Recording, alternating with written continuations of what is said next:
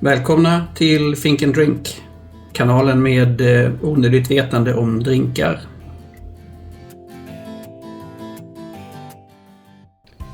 Jag skjuter emellan med ett specialavsnitt inspirerat av en Manchesterresa som jag precis kommit tillbaka ifrån.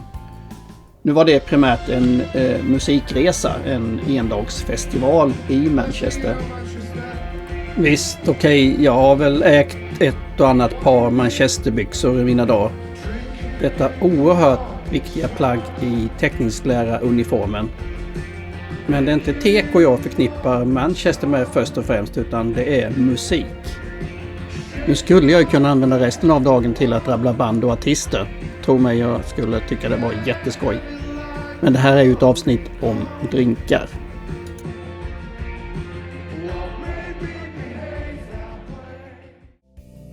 Men lyckligtvis sjunger huvudakten Elbow.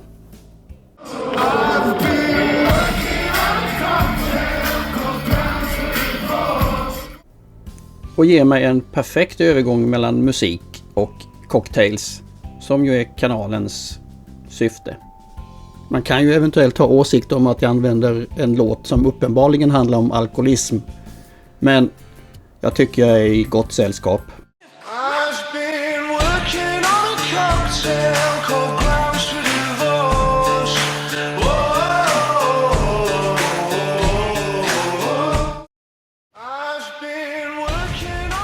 What you're engaged in is blackmail. Och om det här inte var nog med koppling mellan musik och cocktail, så sjunger Guy Garvey senare i låten.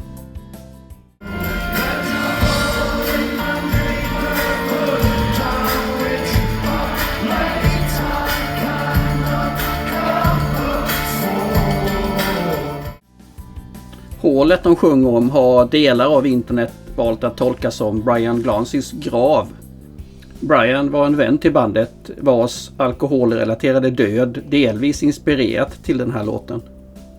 Men det är en missuppfattning som går lätt att korrigera med information direkt från hästens mun.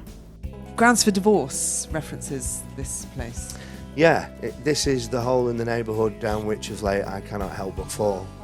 Nu undrar du säkert, med all rätt, varför gå på så här mycket om en bar i Manchester? Ja, YouTube är ju en form av socialt media. Och för dylika är ju syftet ibland att skryta lite. Så sitter jag med en bild på mig och en liquid friend nere i The Temple. Tidigare The Temple of Convenience ska den ju självklart med. Tack Sara för bilden och sällskapet. Nu var väl inte baren i sina glansdagar, men samtidigt har en offentlig toalett som blivit bar någonsin haft några glansdagar. Sen hade all form av glans för övrigt känts helt fel. Ja, drinken då. Ja, med ett så lyckat namn finns det självklart flera recept. En snabb koll på internet ger mig en uppsjö med olika recept. Många rombaserade. Men jag väljer att tro att den tequila-baserade som Diffords guide presenterar är originalet. En slags margarita således, som jag strax ska prova.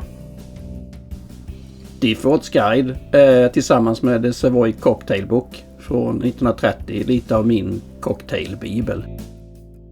Jag hittade även en bourbonbaserad skapad 2009, alltså efter Elbow sjöng om den. Den påminner om en rätt omständig Manhattan och det tar mig direkt tillbaka till Manchester och det utmärkta hotellet Moxie i Manchester City och bartendern vars namn jag aldrig snappade upp i Moxie Bar som rörde ihop en lysande god Manhattan åt mig. Vi kommer att snacka om Grounds for Divorce, men eftersom likör 43 saknades i baren så grunnade vi på att ersätta likören med vaniljsockerlag. En drink han snabbt döpte till Grounds for Separation, som självklart också måste provas. Men jag börjar med Grounds for Divorce. Ja, det här är ju riktigt gott. Jag undrar om inte det här kommer bli den första 6-poängaren. Ananas och tequila ihop. Att det skulle vara så gott, det visste jag inte. Och så vaniljtonen på det. Lysande. Nu blir ju Grounds for Separation väldigt spännande att prova. Jag tror sockerlagen kommer ge mer vanilj än likören. Ja, mycket riktigt. Sockerlagen ger mer vanilj än likören. Jag tror man kan använda sockerlagen som en ersättare om man saknar likören. Vi har ju kvar ananasen och tequilan som jag tyckte så mycket om i den första drinken. Det här får en 5 av mig. Då var vi klara med det här specialavsnittet och vi kan i nästa avsnitt återgå till ordinarie program. Det vill säga IBA-drinkar. Och drinken vi ska prova då är Angel Face. Till nästa gång, skål och mixa lugnt!